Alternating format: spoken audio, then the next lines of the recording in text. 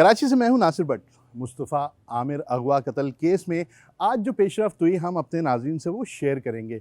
आज थोड़ी सी बात जो है मुख्तलिफ है, क्योंकि आज मीडिया पर पाबंदी थी इंसदाद दहशतगर्दी की अदालत के अंदर दाखिले पर।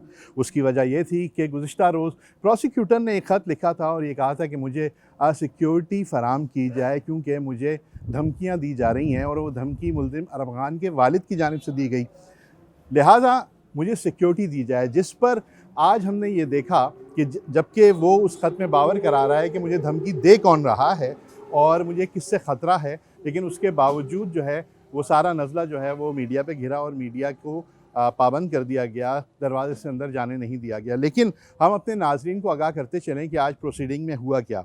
आज जब इस केस का आगाज़ हुआ, रिमांड मुकम्मल होने के बाद मुल्ज़िम को जब पेश किया गया, तो उससे पहले मुल्ज़िम के जो वकील थे उनका ये कहना था कि इनकी वालदा मौजूद हैं, लिहाजा वालदा को अंदर बुलाया जाए। इजाज़त तलब की गई, दरख्वास्त दी गई। इसी तरीके से कामरान कुरैशी के वकील ने भी ये दरख्वास्त दी। वो दोनों दरख्वास्तें मंजूर हुई और दोनों को अंदर बुला लिया गया। उसके बाद केस की प्रोसीडिंग हुई और प्रोसिक्यूटर जो स्पेशल प्रोसिक्यूटर हैं इस केस के, जुल्फ़िकार अली अनाई, उनका ये कहना था कि हमें मज़ीद रिमांड चाहिए, क्योंकि लैपटॉप और दीगर जो सामान है फॉरेंसिक के लिए भेजा जा चुका है, लिहाजा उसकी रिपोर्ट आने तक रिमांड दिया जाए, क्योंकि अरमग़ान से दीगर इदारे भी तफ्तीश कर रहे हैं। इसके अलावा अगर हम बात करें तो इसी दौरान जो है वो अरमग़ान से अदालत ने इस्तफ़सार किया कि आप वकालतनामे पर दस्तखत करें। जो वकील था, जो नया वकील आया इस केस में, खुर्रम अब्बास, उसके जब वकालतनामे की बात आई सामने तो मुल्ज़िम ने इनकार किया। मुल्ज़िम का कहना यह था कि मैं इस पर दस्तखत नहीं करूँगा। यहाँ तक कि उसने ये बात कही कि मेरा वालिद से कोई वास्ता नहीं है, मेरा इनसे कोई ताल्लुक़ नहीं है, या ये भी कहा कि यहाँ पर उसने ये भी कहा कि मैं इनसे कोई वास्ता नहीं रखना चाहता। और वहीं पर मामलात जो हैं थोड़े से ख़राब हुए और शोर शराबा शुरू हो गया उनके वालिद की जानिब से, और उनको फिर पुलिस एहलकारों ने अदालत से बाहर निकाल दिया। उसके बाद हमने ये देखा कि जो प्रोसिक्यूशन थी वो रिमांड लेने में कामयाब हो गई, जबकि ताहिर तनोली जो उनकी वालदा की जानिब से वकील थे उन्होंने मुखालफत भी की, लेकिन उसके बावजूद प्रोसिक्यूशन जो है कामयाब हुई।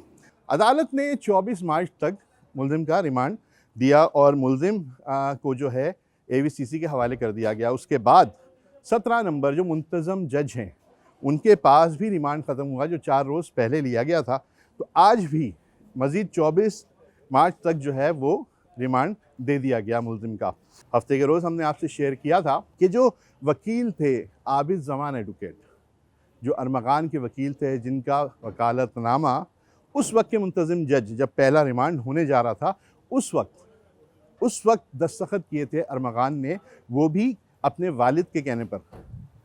लेकिन हमने हफ्ते को यही बात अपने नाज़रीन को बता दी थी कि आबिद ज़मान एडवोकेट अब इस केस की पैरवी नहीं करेंगे और वो इस समात में पेश भी नहीं होंगे। और आज हमारी ये बात दुरुस्त साबित हुई कि आज आबिद ज़मान को हमने कोर्ट में नहीं देखा। आबिद ज़मान मुल्ज़िम अरमग़ान की जानिब से पेश नहीं हुए।